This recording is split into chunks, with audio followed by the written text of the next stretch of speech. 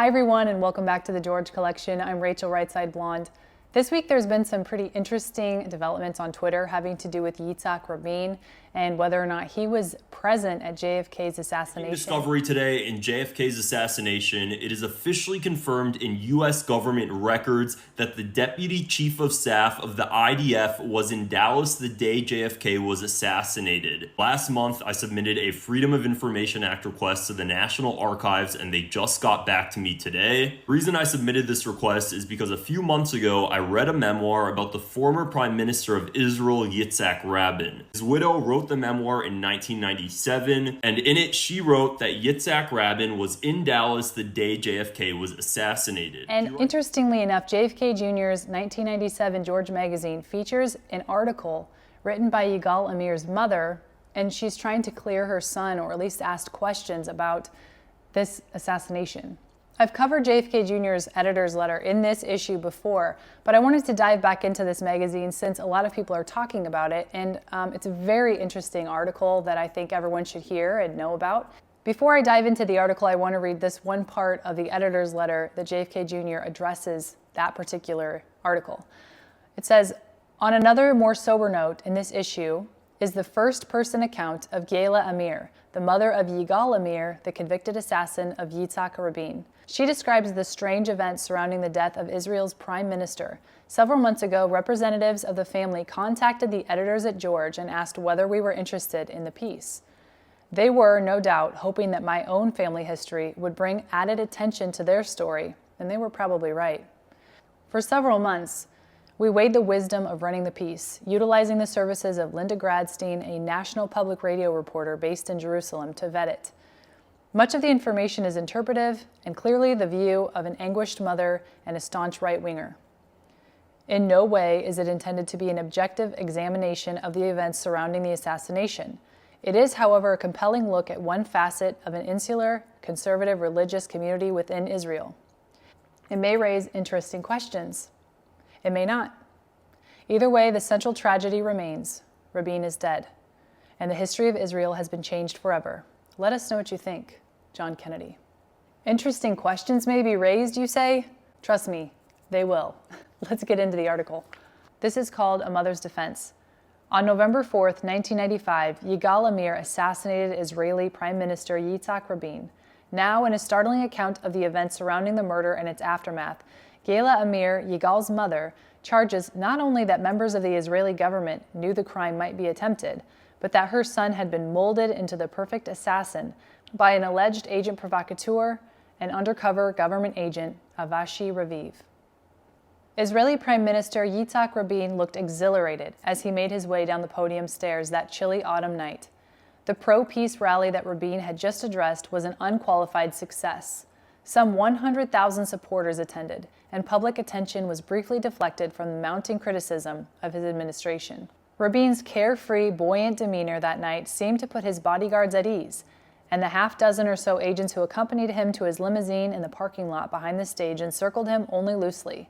None of the Shin Bet, which is the General Security Service agents, in the entourage seemed to notice the slight young man leaning casually against one of the government cars. As Rabin walked past, the young man drew a pistol, slipped into the crowd of towering security agents, and fired 3 rounds at the Prime Minister. 2 of them hit Rabin's exposed back, and 1 shot wounded his bodyguard. As the shots rang out, someone at the scene shouted, "Blanks, blanks," as if to reassure the others that the bullets were not real. But the shots were not blanks. Rabin, mortally wounded, was rushed to a nearby hospital.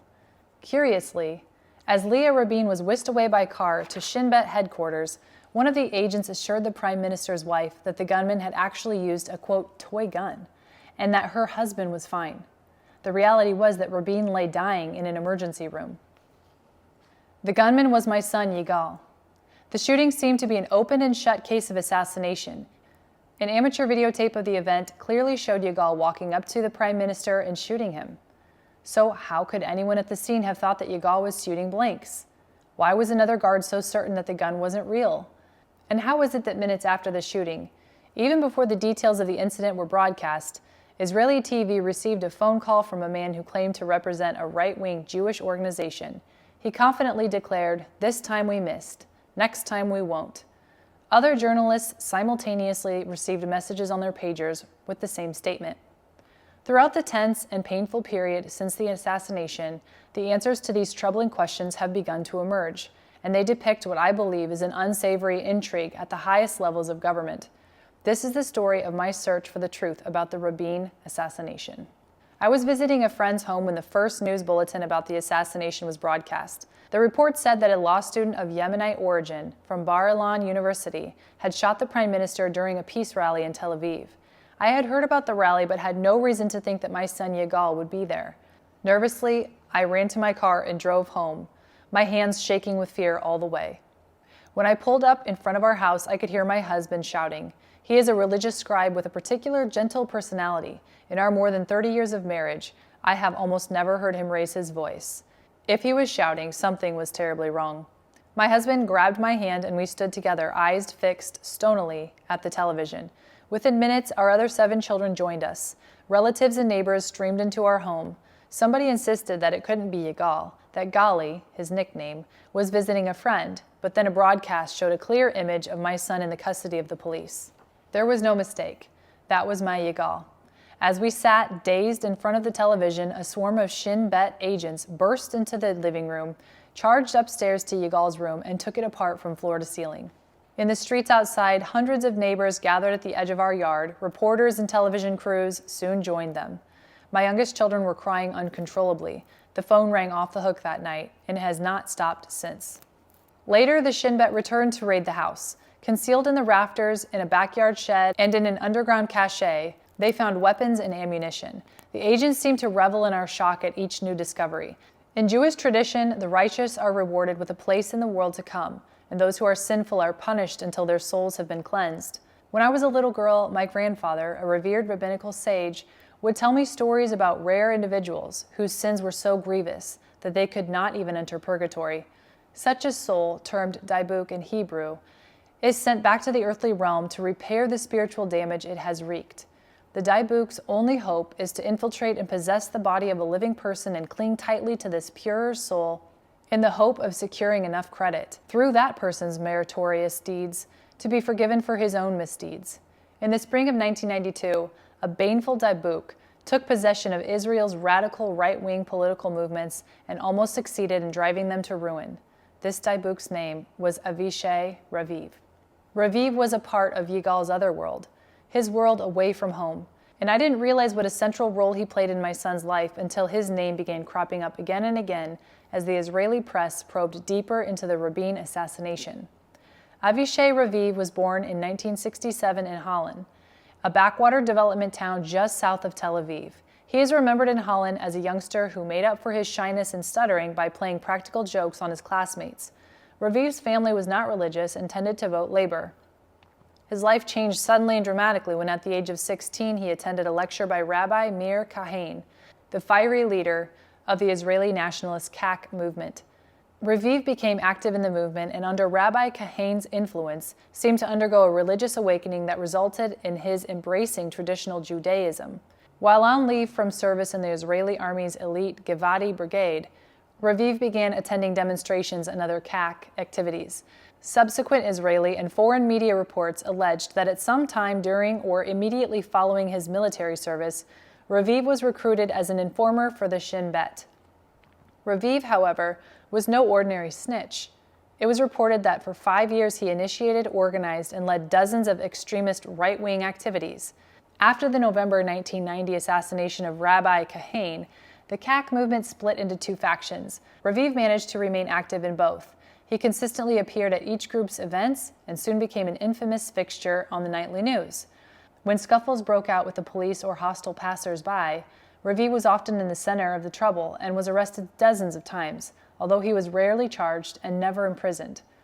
While he was active in the various KAK splinters, Raviv joined the Temple Mount Faithful, a group that protests for Jewish rights on the Temple Mount, the Jewish holy site in Jerusalem, upon which Muslims built the Al-Aqsa Mosque and the Dome of the Rock Shrine.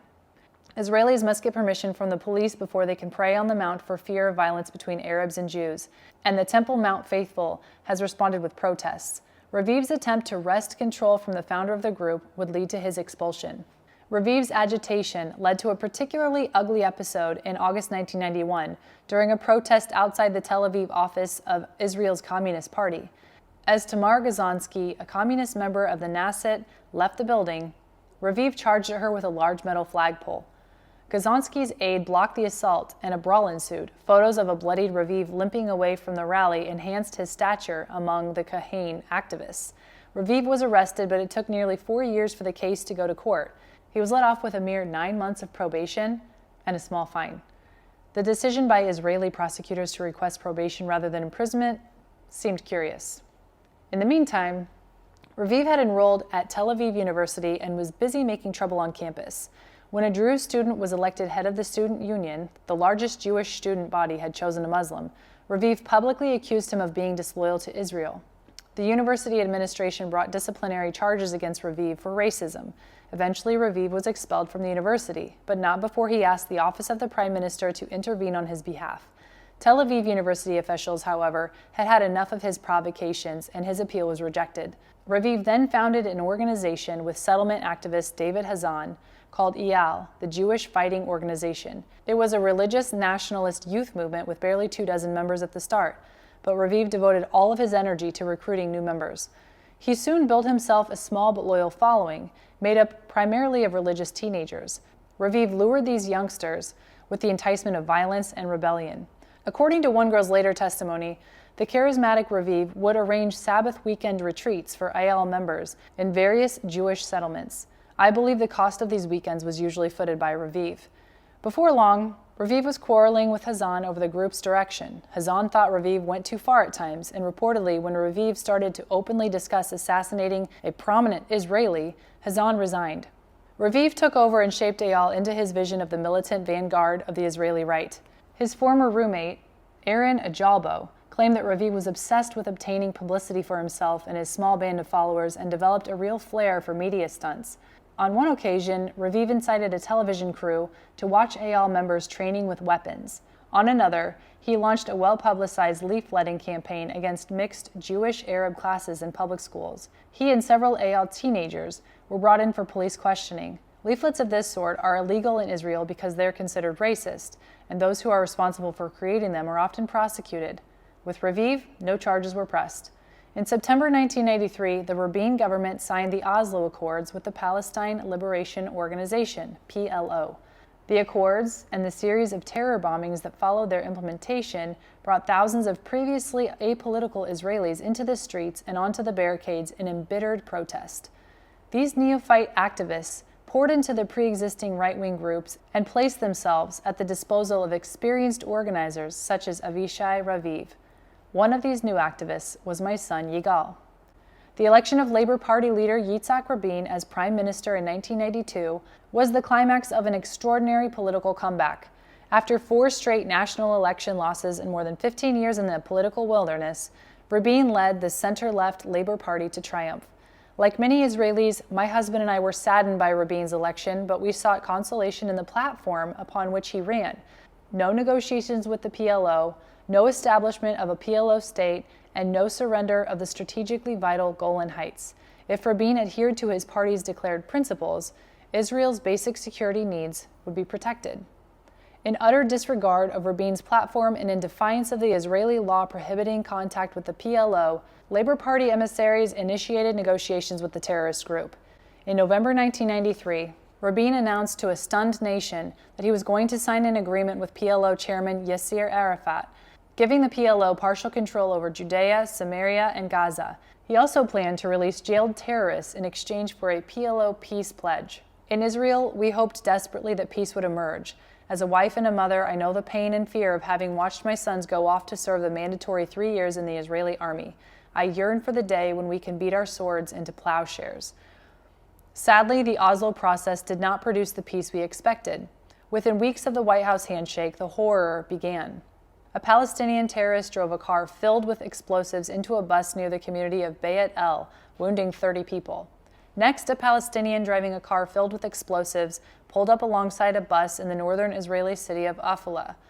The explosion killed 8 people and wounded dozens more. On Remembrance Day, a Palestinian suicide bomber boarded a bus in nearby Hadera and blew himself up. killing 5 and wounding 25. Public support for Rabin and the Oslo process plummeted. Labor had insisted that the agreement would bring Israel untold benefits, but such dreams were shattered by the rude reality of the old Middle East. At the same time, a dangerous schism was emerging in Israeli society between those who continued to support the peace process and those who opposed it. Faced with widespread public rejection of the Oslo process, an increasingly defensive Rabin and his cabinet ministers responded by forging ahead with policies that did not have the support of the public majority. The terror continued. On October 19, 1994, in the heart of Tel Aviv, a Hamas bomber blew up a bus, killing 22 passengers and wounding 48. 3 weeks later, a terrorist riding a bicycle and carrying a knapsack filled with explosives pedaled up to an army checkpoint in Gaza and killed 3 soldiers. Each week brought more death, violence, and disillusionment. In the summer of 1995, as Rabin entered the 4th and final year of his term, his popularity was rapidly declining and his coalition government had to count on the support of 5 Arab members in the Knesset for its survival, though he could not be assured of these crucial votes indefinitely. And there was turmoil inside the Labor Party itself. Rabin had indicated his willingness to surrender most or all of the Golan Heights region to the Syrians, and a handful of labor members of the Knesset, led by the 1973 war hero Avigdor Kalahani, balked. Recalling how the Syrians had used the Golan from 1949 to 1967 to shell northern Israel, the Kalahani faction announced that it would vote against the government if it sought to surrender the Golan. Throughout the spring and summer of 1995, like leader Benjamin Netanyahu began to rise in the polls. By late summer of 1995, the polls showed that if elections were held at that time, Netanyahu would be elected prime minister. The polls found that a majority of the nation no longer supported new territorial surrender. With elections less than a year away, Rabin's career appeared to be on the verge of ruin, and it's my belief that the labor leadership quietly turned to the security services to help stave off a defeat at the polls. The Dybook in our story will now be joined by an authentic spook. Carmi Gillen came from one of Israel's prominent families. His grandfather, Gad Frumkin, had served as a Supreme Court justice during the pre-state years under the British Mandate. Gillen's father, Colin, was Israel's state attorney during the 1950s, and his mother, Saida, was a deputy attorney general. Gillen's brother, Alan, is a judge who serves as a registrar of Israel's Supreme Court. Carmi Gillen forsook the family profession for a career in the Shin Bet. Created shortly after Israel's birth, the Shin Bet is in effect the Israeli FBI and Secret Service combined. It is charged with the tasks of gathering domestic intelligence, counter-espionage, and protecting diplomats and VIPs. Control of the Shin Bet is in the hands of the Office of the Prime Minister. The Shin Bet, like the FBI, has had no small share of controversy over the years. During the time that Gillen was rising in its ranks, the Shin Bet was implicated in a series of scandals. The Landau Commission, established in 1987 to investigate the methods of the Shin Bet, found a pattern of perjury spanning almost 2 decades. It released an 88-page report that sharply censured the Shin Bet leadership for having failed by not understanding that no security operation, however vital, can put its operatives above the law. The commission characterized the Shin Bet's lawlessness as a danger to democratic society. A few months prior to Gillen's appointment as chief of the Shin Bet in February 1995, Avishai Raviv pulled off an extraordinary stunt.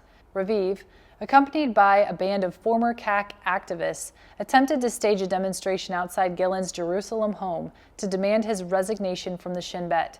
Raviv and 2 other people were briefly detained as they approached Gillen's house. Raviv told reporters at the scene, I believe he tipped off the press, that the planned demonstration was to protest that the head of the Shin Bet is being used as a political tool against the right wing. To some, Raviv's threatening behavior was just further evidence that the Jewish right was a menace that had to be combated. In fact, Raviv, as it was later alleged, was already serving as an informer for the Shin Bet, and I find it hard to believe that his stunt hadn't been cleared by Gillen himself.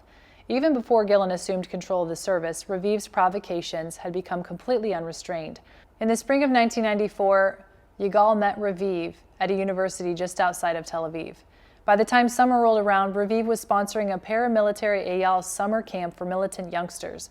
Reporters were invited to watch as Raviv ordered his young recruits, armed with automatic weapons, pistols, and knives, to engage in paramilitary drills and martial arts training.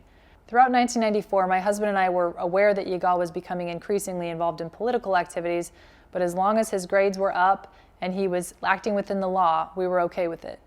What we didn't know was that Yigal was being drawn into Raviv's netherworld. Raviv was blanketing the campus with extremist posters. He clashed with campus security when some of the more militant notices were taken down by guards. This resulted in a hearing before an academic disciplinary committee that issued a warning. He would be expelled if he caused any more trouble. And by the summer of 1995, he was expelled. The story goes on to say, when Yigal finished his 3 mandatory years of service, I detected a new seriousness in him. He was hired as a government emissary to Latvia, where he taught Hebrew to potential Jewish immigrants to Israel. He subsequently told me that this is where he was trained by the Shin Bet. Like many of his fellow students, Yigal was drawn to political activism by the Oslo Accords. He attended a number of mass demonstrations in Tel Aviv and Jerusalem and helped organize a number of campus rallies, but he soon despaired of their impact because there was no chance of changing Rabin's mind. Yigal found himself overwhelmed by a sense of frustration, and this helped to pave the way for his association with Raviv. He was now spending a good deal of his time organizing Sabbath weekend retreats for student activists in various Israeli towns and in the settlements. We hardly saw Yigal during the summer and early autumn of 1995. According to Yigal's friends and others who have since testified in court, Raviv seemed to be obsessed with one topic, killing Rabin. He and Yigal frequently engaged in discussions about the feasibility of assassination. Raviv scored his biggest media triumph on October 5, 1995, when the opposition political parties organized a mass rally in downtown Jerusalem to protest the mounting Arab terror and the government's weak response. Although I rarely attended demonstrations, Yigal and I went to this one together. The main speaker that Saturday night was Likud leader Benjamin Netanyahu. Circulating among the huge crowd was Avishai Raviv and his band of IL hotheads. According to the Jerusalem Post, Raviv had given them handouts depicting Prime Minister Rabin dressed up in an SS uniform. When demonstrators urged the IL sign holders to remove the offensive placards, they refused. IL's founder, David Hazan, passed by and tore up one of the posters. A gang of IL toughs promptly pummeled him. The Post reported that an Israeli television reporter, Nitzan Chen, later revealed that Raviv had approached him and urged him to broadcast the sign on the nightly news report, and that he had even called later to be sure that it had been included. In the Knesset the next morning, the Labor Party made good use of the poster. Netanyahu was accused of having failed to condemn them. It helped reinforce the notion that the Likud was extremist and irresponsible. In a radio interview shortly afterward, Rabin told the public that the Likud provides extremists with inspiration. It cannot wash its hands of this and claim it has nothing to do with it. Netanyahu's request to meet with Rabin to attempt to ease the mounting political tensions was ignored. Rabin's refusal to even meet with the Likud leader again strengthened the idea that Netanyahu was beyond the pale. It also helped deflect public attention away from Arab terrorism. Finally, so it seemed, Rabin had found an effective campaign strategy. On November 4, 1995, Yigal exited a bus and made his way towards Malkei Yesari Square, where thousands of supporters had already assembled. The large floodlights placed outside the Tel Aviv City Hall illuminated the area for many blocks, and security was stepped up around the demonstration. On hand were more than 700 police and border patrol officers, dozens of undercover police, and agents of the Shin Bet, who had been assigned the job of guarding the featured political leaders. The gathering, whose theme was Yes to Peace, No to Violence, had been heavily advertised for weeks. Labor Party-dominated municipalities and unions pulled out all stops in their drive to generate a large turnout for the rally. Some of the biggest names in Israeli entertainment were recruited to perform. In addition to Prime Minister Rabin and Foreign Minister Perez, other top labor leaders were present. It was meant to be an impressive show of strength for the party and proof positive that large segments of the country still supported the peace process. Yigal strode quickly through the crowd. The police had erected special metal railings to keep the crowd away from the rostrum, but people were simply walking around the barriers. When Yigal arrived near the stage, he circled around the police line and descended the stairway that led to the cordoned parking area, where the limousines of the Prime Minister and other government officials were parked. After a while, a Shin Bet agent approached and asked Yigal who he was. He reportedly replied that he was one of the drivers. The agent apparently accepted the answer and walked away. At no point did anyone ask Yigal to produce identification or seriously challenge his presence near the cars. Much criticism was later leveled against the police and the Shin Bet for failing to create a sterile area near the stage, a standard security precaution. Yigal struck up a conversation with some of the drivers and police officers who were mingling in the parking lot. Later, they would admit that they had assumed he was either an undercover policeman or one of the entertainer's drivers. As the speeches and performances continued on the stage above him, Yigal bided his time. He did not check his watch, nor did he display any anxiety, he told me. He said if the police had stopped him or seriously questioned him at the stage, he would have taken it as a sign from above and abandoned the plan to kill Rabin. But on this evening, there were no such actions by the police or Shin Bet agents. And so Yigal was content to peacefully wait for the rally to end and the prime minister to be escorted to his car. In the chaotic aftermath of the assassination, rival Israeli law enforcement officers engaged in a frenzy of finger-pointing. In the newspapers and on the airwaves, the police ministry and the Shin Bet hurled accusations at one another, each attempting to blame the other for the lax security. Shin Bet head Carmi Gillen, whose name was then a state secret, announced that the security services would conduct an internal investigation. The police announced their own internal probe. Astonishingly, within 48 hours, on November 7th, the Shin Bet report was concluded and leaked to the press. The document, which was authored by 3 former branch heads of the Shin Bet, found that the entire protection system assigned to the prime minister had collapsed. The report lambasted the inability of the Shin Bet to gather intelligence on extreme right-wing groups. After the report's release, the head of the protection department, identified as D, was forced to resign. The Shin Bet insisted that D's negligence was the sole reason for the procedural breaches on the night of the killing. On Tuesday, November 7th, Raviv was arrested by the police on charges that he was involved in the assassination. The Jerusalem Post asserted that his group, Ayel, was being investigated in connection with a conspiracy to kill the prime minister. As the handcuffed Raviv was brought to court under heavy police guard, he yelled to reporters, "This is a political investigation and false arrest. This is a dictatorship." The next day, the government announced the formation of a commission of inquiry into the assassination to be headed by former Supreme Court Justice Meir Shamgar. And from the outset, the Shamgar Commission was plagued by conflicts of interest and questions of impartiality. Shamgar himself had served for many years as Judge Advocate General of the Israeli Army and maintained ties to the military establishment. He was also a close personal friend of the Rabin family. Shamgar was joined on the panel by a former head of the Mossad, Zvi Zamir, and Professor Ariel Rosen-Zee, Dean of Tel Aviv University Law School. Professor Rosen-Zee was in the advanced stages of cancer at the time and would be dead within weeks of the commission's final report. In a strange twist, Judge Alan Gillen, the older brother of Shin Bet head Carmi Gillen, was named secretary of the commission. Sitting in on the commission's proceedings was the brother of the government official who was most likely to be blamed if the commission concluded that the Shin Bet had failed to safeguard Rabin.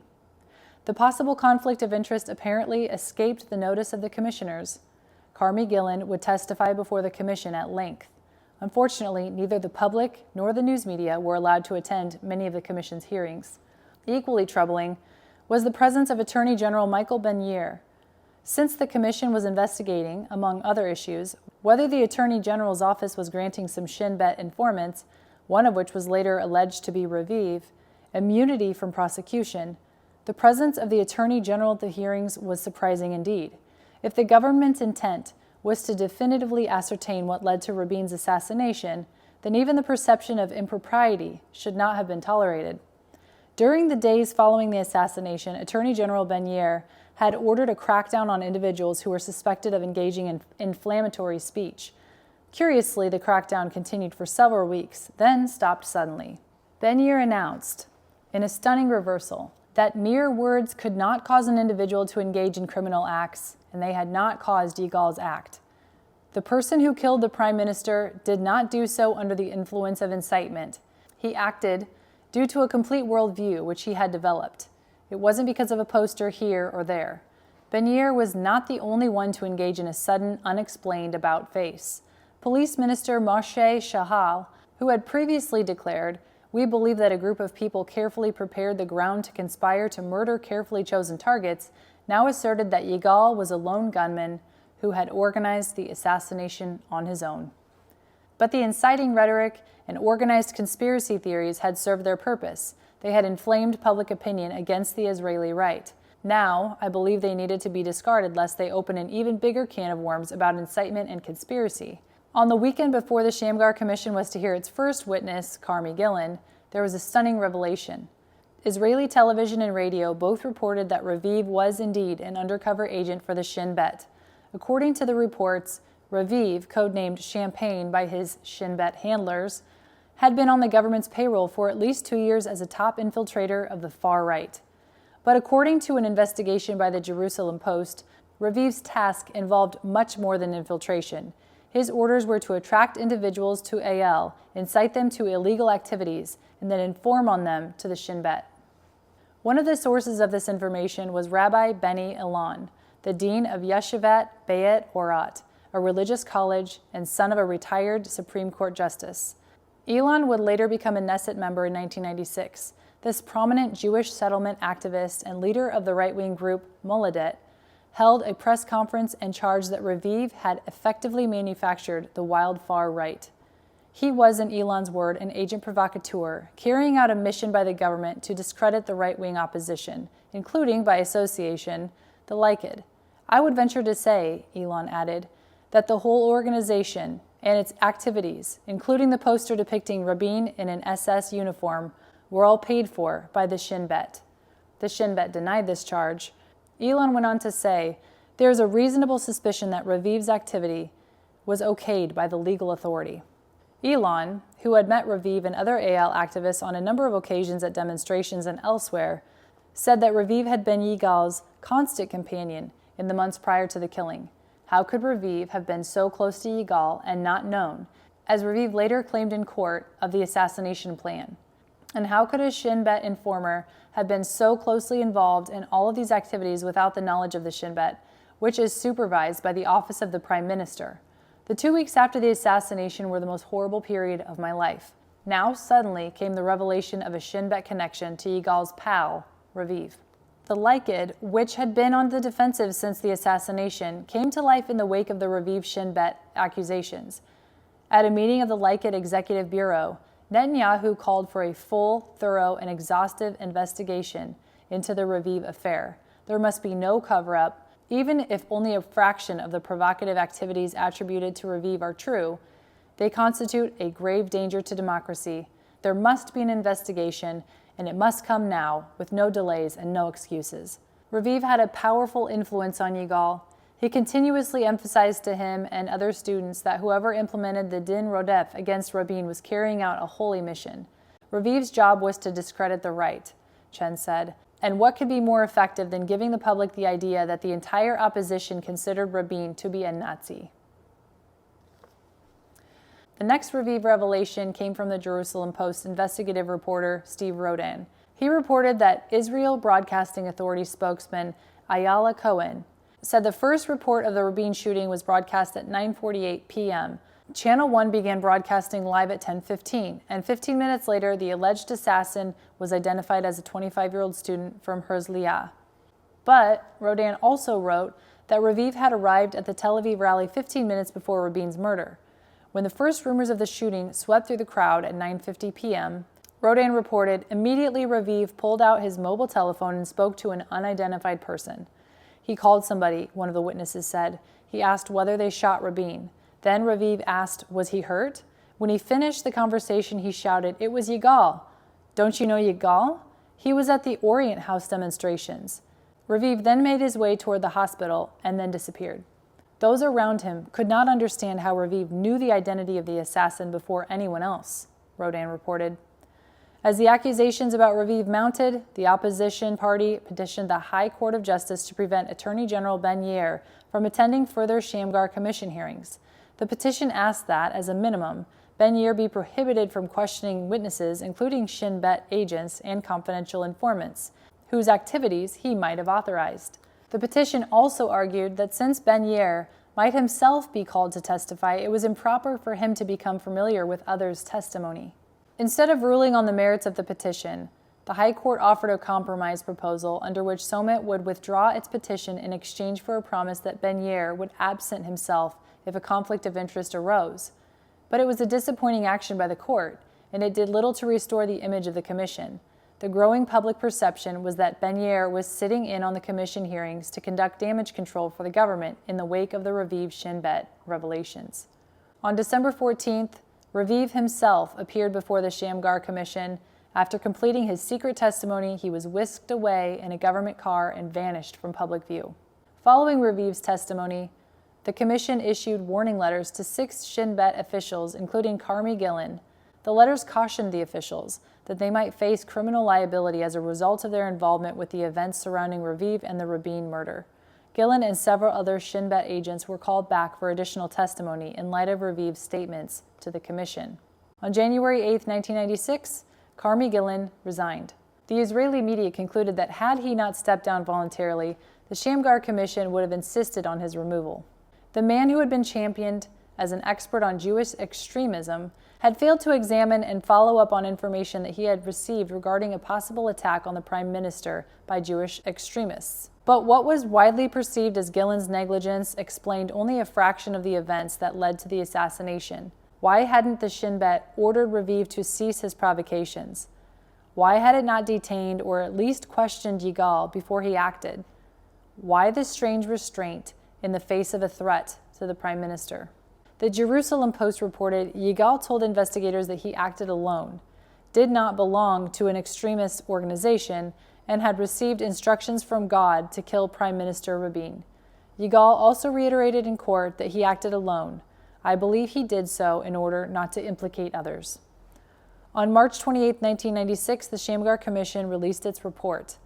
Of the 332 pages, 118 were declared classified. The unclassified parts blamed Gillen for the failures of the Shin Bet on the night of the murder, but did not find him or any other agents criminally negligent.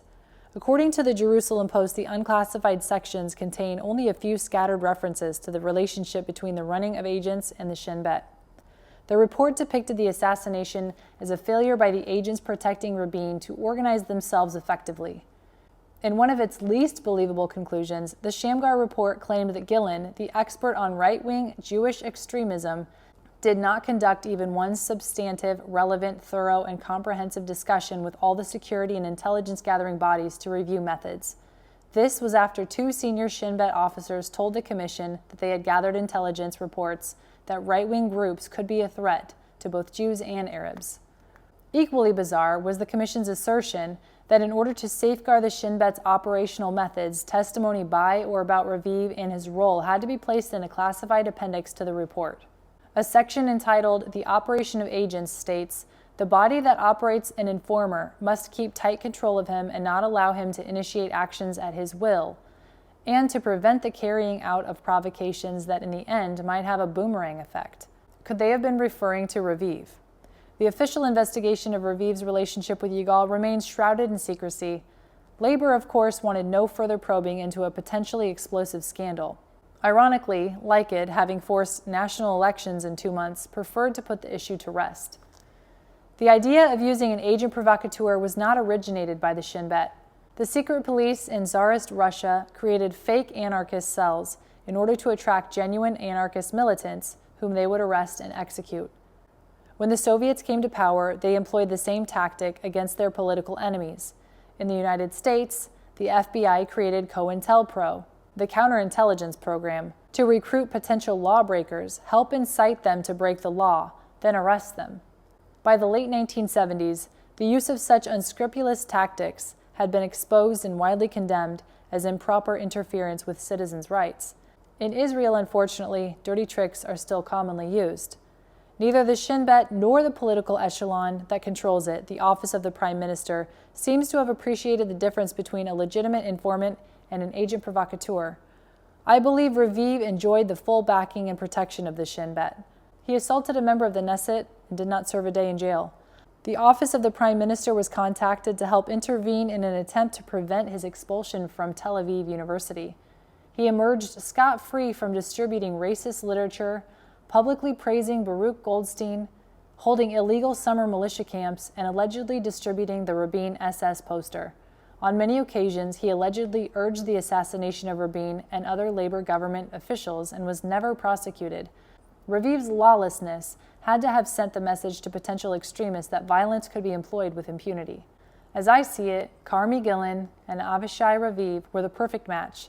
Gillen, the Shin Bet chief obsessed with the belief that right-wing Jewish terrorist groups were on the loose, and Raviv, the alleged Shin Bet informer, actively ensuring that Gillen's dark prophecies came true.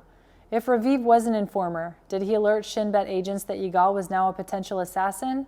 I find it inconceivable that he would have kept such information to himself. Yet Yigal was never arrested, never questioned, never had his gun license revoked, never had his gun confiscated.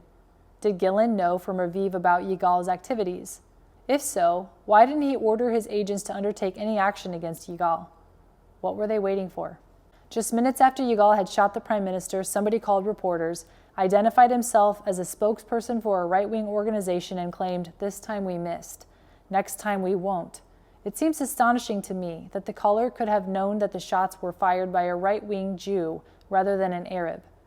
Why did he think that the attack had failed? Could the caller have been Raviv? I think he spent months inciting Yigal to make the attempt. He may have suspected that it would take place that night. I also think that he positioned himself at the rally close enough to the scene of the crime to know that the shots had been fired, enabling him to make the immediate calls to the reporters. One wonders what might emerge from an investigation of the itemized bill of Raviv's cellular phone. Yet for some reason, Raviv was sure that the attempt would fail. Why? Perhaps somebody, either Raviv or someone else, was surreptitiously supposed to have disabled Yigal's gun, either by removing the firing pin or by replacing the bullets with blanks before the shooting. It has been claimed in court that it was Yigal who shouted blanks, blanks, but Shin Bet agents are trained to shout blanks, blanks in security drills. And I believe that that cry, combined with the fact that an agent assured Mrs. Rabin that the gun was not real, might mean that the Shin Bet were expecting an unsuccessful assassination attempt. The Shin Bet could have arrested Yigal at any time in the weeks before the rally and charged him with plotting to kill Rabin. But the impact on the public would be so much more dramatic if Shin Bet agents heroically foiled an attempt on the Prime Minister's life. But something went terribly wrong. The bullets were not blanks. The gun was not a toy. My belief has some basis in past events. Foiling attempted crimes at the last second is a well-established Shin Bet method. In April 1984, in a Shin Bet operation, agents were tracking a group of settlement leaders who were engaged in retaliatory attacks against Arab terrorists. They followed the suspects as they planted explosives on several Arab buses in East Jerusalem. After this, the suspects were allowed to travel back to their residences. Only then did the Shin Bet raid their houses and conduct arrests. At the time, it was reported that the Shin Bet delayed taking suspects into custody until after the bombs were planted in order to sensationalize their own heroic efforts. Faced with the shocking news story, then Prime Minister Yitzhak Shamir had no choice but to let the security services arrest dozens of other suspects and crack down on the settlement organizations. More recently, there's the disturbing case of the Kahalani brothers. The two men were convicted of plotting to shoot an Arab in retaliation for the murder of a Jewish settler. The pair had taken their loaded rifles to a road where they spotted an Arab man on a bicycle. As the Arab approached their truck, one brother raised his rifle to fire, but the gun malfunctioned, and Shin Bet agents waiting in ambush rushed to arrest the two brothers. The charge sheet is revealing. It contends that the murder was dramatically foiled as a result of the removal of the firing pin by the Shin Bet without prior knowledge of the accused. Hence, no shot was fired. The Kahalani's attorney argued that a third individual involved in planning the attack was a Shin Bet plant who had disabled the guns. The alleged informant was arrested and then quickly released despite the charge that he was involved in the conspiracy. Why did the Shin Bet wait until after the brother had pulled the trigger to move in and make the arrest? What Israel needs now is to heal the terrible wounds that the nation has suffered as a result of the assassination and its aftermath, to ease the malaise that is eating away at our society, to restore the public's confidence in our government, and above all, to preserve the principles that are the basis of our democratic way of life. My concern for the lives and the freedom of my two sons ensures that I will not rest until the truth about Raviv, the Shin Bet, and my son Yigal is fully revealed. Wow. A very, very long article, actually 12 pages in length, and extremely detailed. And one has to wonder, when JFK Jr. read this story for the first time, I'm sure he really had to think long and hard about publishing this story, but ultimately he did. And what that does is it says something to us. And there's a lot of things that can be taken from this story. Obviously, there's a lot of JFK comparisons in terms of whether or not Lee Harvey Oswald acted alone. Was he coerced? Was he being handled by someone? Was there a strong motive by his own government to have him murdered? And aside from that, After reading this story, who was really behind the Palestinian terror after the Oslo Accords? So Rabin was trying to institute peace, and immediately following that, the Palestinians upped their destruction. And it makes you wonder who is really behind that Palestinian terror. Was it the Palestinians? Was it someone else trying to make the Palestinians look like this Oslo Accords wasn't going to be successful? What really was going on there? Obviously, I want to know how close Raviv was to the Shin Bet. It seems like he was pretty close. The next question I'd like to know is, what was Netanyahu's involvement? Obviously, his name's brought up and he's somehow involved in this. And a chance, Bibi is a murderer.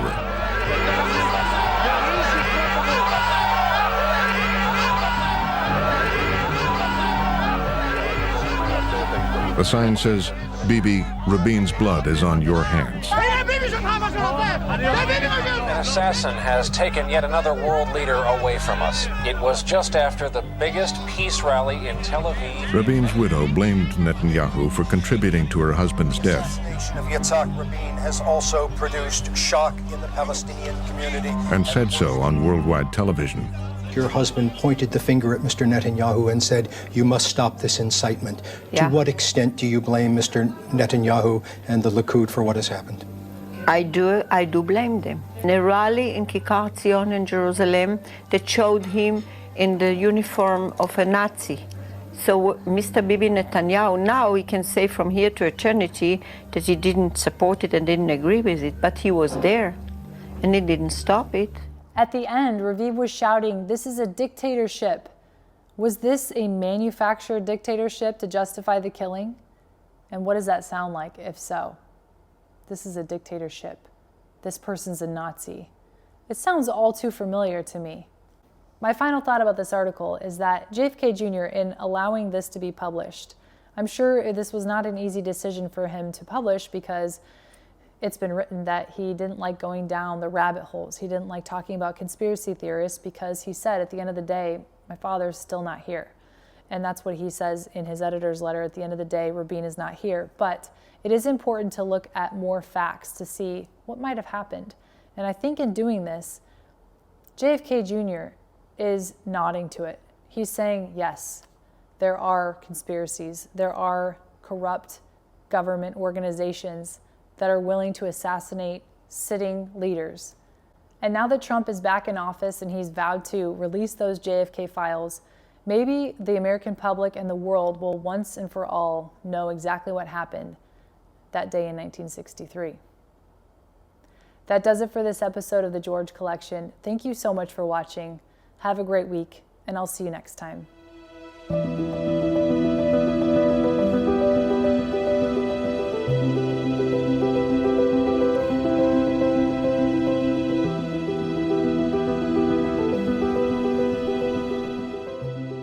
Of this extraordinary magazine, George, which is a hoot of a magazine. I thought you were a lawyer. I was. What happened? Well, we decided, actually taking a cue from folks like yourself and you around the 1992 election, that there was an opportunity here to change the definition of a political magazine. Certainly the way Americans were accessing information about politics and politicians was changing. Candidates were appearing on late night talk shows, on talk radio, on sitcoms, and there was a kind of a leveling process. And while the rest of media clearly had caught up with that, we felt that political magazines per se hadn't. Your mother was a hell of an editor at Doubleday. That's what I hear. Would she have liked George? I think she would have.